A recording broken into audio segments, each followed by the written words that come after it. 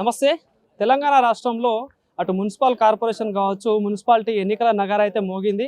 So మరి ఈ రోజుతో నామినేషన్ గడువు ముగియనుంది. సో ఈ నేపథ్యంలోనే మనం ప్రస్తుతం పాలకుర్తి నియోజకవర్గంలో అయితే ఉన్నాం. సో ఈ నెల 11వ తారీఖున ఈ అన్ని నియోజకవర్గాలలో ఎన్నికలు అయితే జరగబోతా ఉన్నాయి. సో ప్రస్తుతం మనతో పాటు మాట్లాడడానికి పాలకుర్తి నియోజకవర్గ ఎమ్మెల్యే యశస్విని రెడ్డి గారు అయితే మనతో పాటు ఉన్నారు. అక్క నమస్తే. సో మరి ఎట్లా సాగుతుంది మరి ప్రచారం కావచ్చు? ఎన్నికలు 11వ తారీఖు ఉంది, ఇంకో మా అయితే 10 రోజులు ఉంది. ఎట్లా ఉంది మరి ప్రచారం? మా ప్రచారం బ్రహ్మాండంగా ఉంది. ఎక్కడ పోయినా కాంగ్రెస్ పార్టీకి బ్రహ్మరథం పడుతున్నారు ప్రజలందరూ కూడా. 2 ఏళ్ల ప్రజాప్రభుత్వ పాలన చూసినాకనే మన జూబ్లీ హిల్స్ లో, అక్కడంతా జూబ్లీ హిల్స్ అంటేనే ఎడ్యుకేటెడ్ వాళ్ళు ఉంటారు, క్లాస్ అండ్ మాస్ 2 మిక్స్ ఉంటాయి.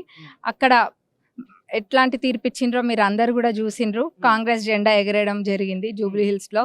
అదే విధంగా ఇక్కడ తొర్రూరు మున్సిపాలిటీలో కూడా 100% చెప్తున్నా, అందులో ఎటువంటి అనుమానం లేదు.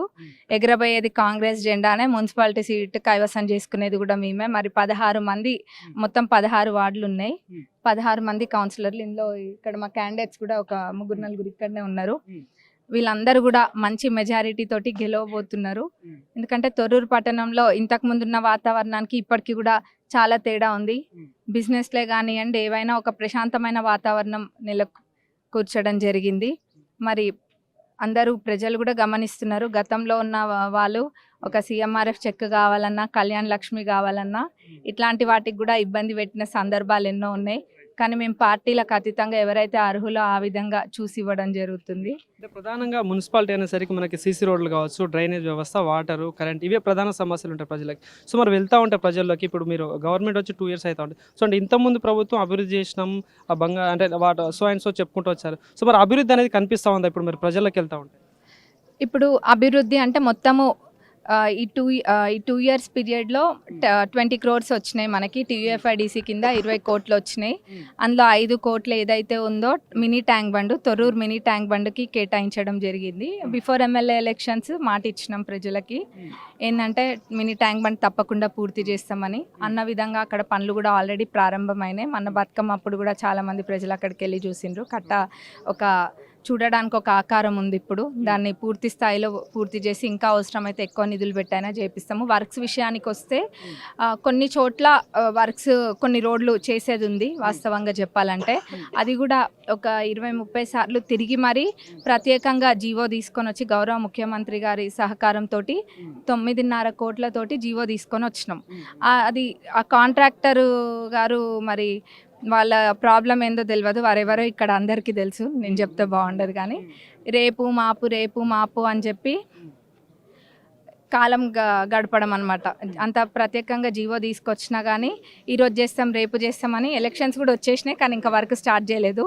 వారు ఎంతో ఇబ్బంది పెట్టినారు. లేకపోతే ఆ వర్క్స్ అన్నీ కూడా పూర్తి కావాలి అంటే మన దగ్గర జీవో ఉంది, ఫండ్స్ రెడీగా ఉన్నాయి, కానీ ఆ కాంట్రాక్టర్ ఎవరైతే ఉన్నారో తను చేయలేదు. అదొకటి పెండింగ్ ఉంది, అది పనులు పూర్తి కావాలి. ఇంకోటి మన 15 కోట్లతోటి శంకుస్థాపన చేసినాం అన్ని వివిధ రోడ్లు, డ్రైన్స్, అవన్నీ కూడా డెఫినెట్గా అది పూర్తి చేసుకుంటాం. మంత్రి గారిని కూడా తీసుకొచ్చి అంటే మాట్లాడడం జరిగింది. సో పథకాల విషయంలో ఎట్లా ఉందండి అక్కడ ప్రజల్లో స్పందన ఎట్లా వస్తూ ఉంది? అంటే ఇంద్రమ్మ ఇల్లు విషయంలో కావచ్చు, ఫ్రీ బస్ విషయంలో కావచ్చు, మన బోనస్ అంటే వడ్లు కూడా అమ్మిన వాళ్ళకి బోనస్ కూడా పడే ఉంటుంది. చాలా మంది ఇందాక పొద్దున పబ్లిక్తో మాట్లాడుతూ చెప్తా ఉన్నారు. సో ఎట్లా ఉంది స్పందన? చాలా బాగుంది. ఇప్పుడు ఉచిత బస్సు ప్రయాణం అనేది కూడా నేను చాలా సందర్భాలలో చెప్పిన, అదేదో ఫ్రీగా ఇచ్చినామా పోయినరా అని కాదు.